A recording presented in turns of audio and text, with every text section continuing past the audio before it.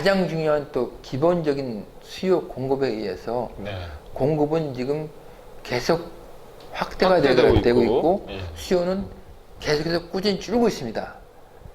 그러니까 우리 일반적인 저희들이 볼 때 미국이나 일본은 부동산 자산이 안전 자산이 아니라는 걸 한번 당했기 때문에 알고 있습니다. 그렇지만 특히 우리나라는 당해본 경험이 없기 때문에 부동산 자산은 안전 자산이라고 생각하고 있는데 한번 갖고 있으면 언젠가는 오른다. 예, 피눈물이 날 때도 있을 거라고 저는 생각됩니다.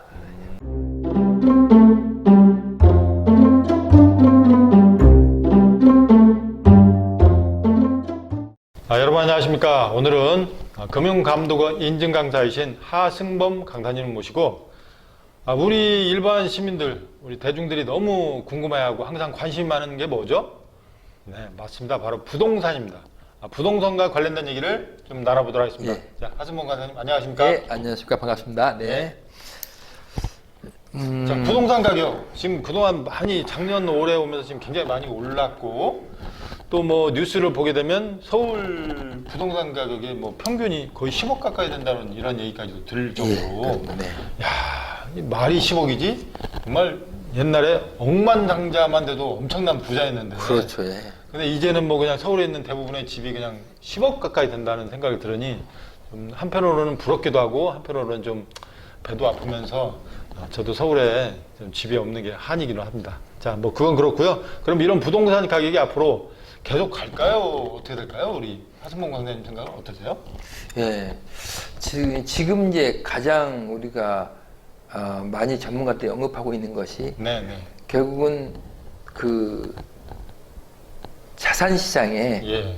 그 불을 떼주고 있는 것이 결국은 유동성입니다. 그렇죠. 그리고 또 유동성. 코로나19 사태로 인해서 재정 정책과 금융 정책에 의해서 풀린 돈들이 지금 거의 갈 데가 없다고 하지는 않겠지만 가는 곳이 그 주식시장, 네, 그렇죠. 부동산 시장이니까 그렇죠.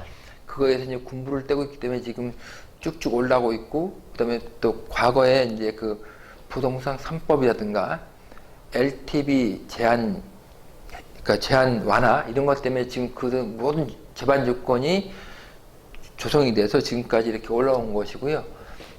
앞으로 이제 이 코로나19 사태에 따라서 그 거의 전시 상태에서 각국 정부가 지원했던 것이 백신의 그 보급에 의해서 네. 그 우리가 그 면역 상태가 전국민 집단 면역. 집단 면역이 된다면은 예, 예. 그때부터 이제 우리가 좀 유명한 전문가로 테이퍼링이라 해서 이제 그 통화 회수 정책을 할 수밖에 없겠죠. 없겠죠. 예. 그럼 그때부터 이제 가장 중요한 유동성의 힘이 약화가 된다면은 예. 가격을 유지하기는 어렵지 않을까 하는 것이 제 생각입니다. 또한 가장 중요한 것이 이제 아까도 저번 시간에서 말씀드렸듯이 이제 그 그레이트 리셋이라는 예. 게 온다면은 예. 그 각 금융기관에서 담보 보증권을 행사하거나 아니 담보 부족한 분에 대해서 상한 요구가 들어올 경우에는 예. 예. 단순한 하락이 아니고 폭락 상태도 올 수가 있다고 봅니다. 그렇게 되기 때문에 주의하셔야 되고요. 가장 중요한 또 기본적인 수요 공급에 의해서 네. 공급은 지금 계속 확대가 확대되고 되고 있고, 있고 예. 수요는 계속해서 꾸준히 줄고 있습니다. 그러니까 우리 일반적인 저희들이 볼 때 미국이나 일본은 부동산 자산이 안전 자산이 아니라는 걸 한번 당했기 때문에 알고 있습니다. 그렇지만 특히 우리나라는 당해본 경험이 없기 때문에 부동산 자산은 안전 자산이라고 생각하고 있는데 한번 갖고 있으면 언젠가는 오른다. 예, 네, 피눈물이 날 때도 있을 거라고 저는 생각됩니다. 그러시구나. 네. 자, 그러면 지금 말씀하신 것처럼 그러면 집을 한 채만 갖고 있는 사람들도 많잖아요. 예, 그렇죠. 그럼 집을 팔아야 되는 겁니까? 어떻게 해야 되는 겁니까?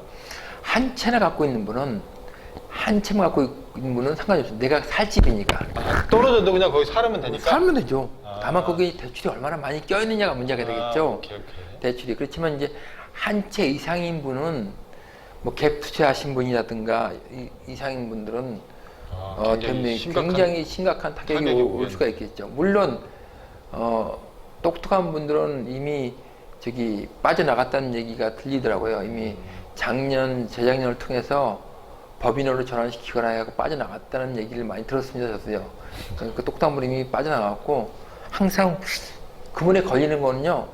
어정쩡한 고기만 걸립니다. 항상 어느 시기나 보면은 그분에 걸리는 고기들은 빨리 간 고기도 아니고 늦게 간 고기도 아니고 어정쩡한 고기면 대부분 다 그분에 걸리더라고요. 그러니까 여러분께서도 항상 지금은 이제 그 워낙 시기가 또 이 글로벌 경제 체인에서 이제는 코로나19 이후에는 각자 도생으로 가기 때문에 세계 경제가 특히 조심해야 될 시기가 아닌가. 그것들이 이제 우리나라 경제에 미치고 또 우리나라 경제는 40%가 수출로 인하는 경제이기 때문에 그런 그 지금 수출이 또 좋기 때문에 지금 하지만은 이 코로나19가 끝나고 난 다음에 만약에 심각하게 말하자면 미중 무역 전쟁에서 미국과 그 연합국에 갖고 진짜 핵미사일 쏘면 어떡할 겁니까?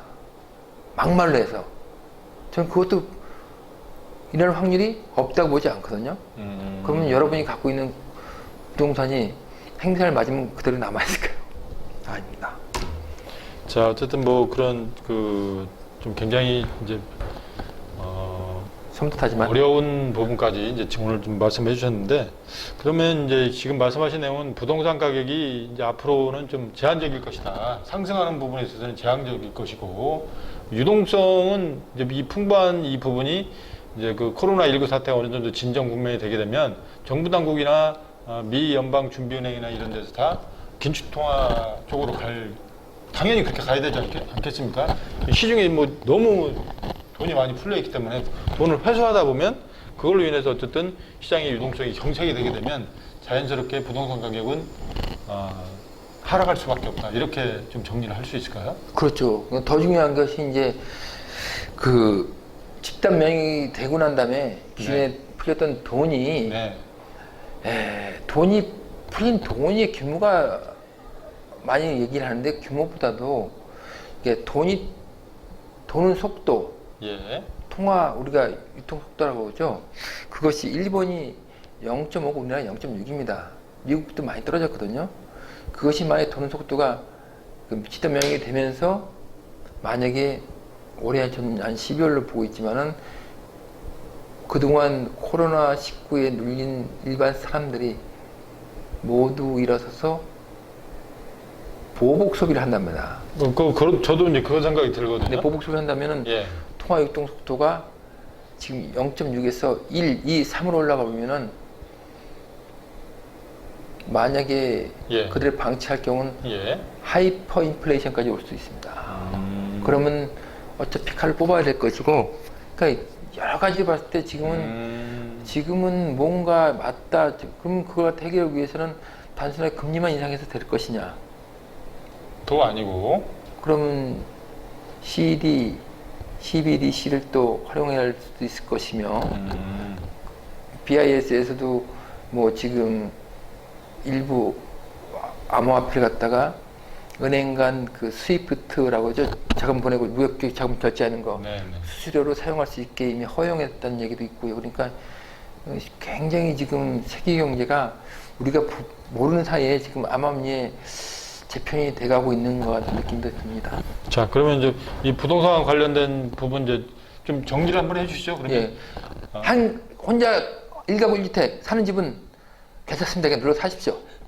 눌러 사시고 1가구 2주택 이상 있는 분들은 부채를 갖다 최대한 축소하거나 아니면 정리하시던가 그렇게 하시는 쪽이 좋지 않을까. 그리고 향후에는 우리나라 부동산은 결국은 뭐 수요 감소와 공급 증가로서 그 투자 자산으로서의 그 메리트가 굉장히 감소될 것이며 또 안 좋게 갈 수 있는 확률이 크기 때문에 조금 이제 그 시각을 갖다가 안전자산이라는 시각에서 리스크를 가진 위험 자산으로 갈 수 있다는 그런 시각을 좀 바꿔볼 수 있는 필요가 되지 않았나 생각이 됩니다.